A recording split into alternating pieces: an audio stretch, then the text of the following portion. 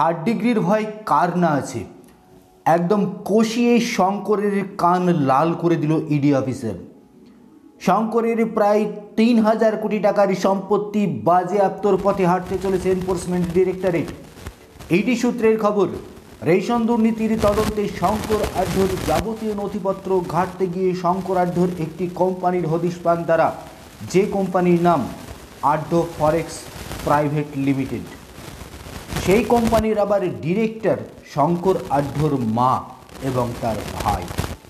সেই কোম্পানির অ্যাকাউন্টে ব্যালেন্স শিট চেক করতে গিয়ে ইডি আধিকারিকরা দেখে প্রায় ৩,০০০ কোটি টাকা সম্পত্তি রয়েছে ওই আঢ্য ফরেক্স প্রাইভেট লিমিটেডের।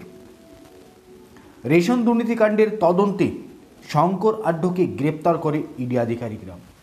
তবে সন্দেশখালীর তৃণমূল নেতা শেখ শাহজাহানকে এখনও বাগে আনতে পারেনি, যার জন্য রাজ্য পুলিশের উপরে সরাসরি অভিযোগও দায়ের হয়েছে কলকাতা হাইকোর্টে। তল্লাশিতে গিয়ে ইডি অফিসাররা শঙ্কর আঢ্যর আঢ্য ফরেক্স প্রাইভেট লিমিটেডের খোঁজ পায়। সেই সংস্থার ব্যাংক অ্যাকাউন্ট ঘাঁটতে গিয়ে চোখ কপালে ওঠে গোয়েন্দাদের। দেখে অ্যাকাউন্টে রয়েছে প্রায় ৩,০০০ কোটি টাকা।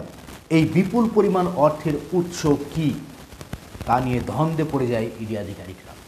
এবার সেই বিপুল পরিমাণ টাকার উৎস সম্পর্কে এখনও যাবতীয় তথ্য আঢ্য পরিবারের পক্ষ থেকে সিজিও কমপ্লেক্সে পৌঁছানো হয়নি, দেখানো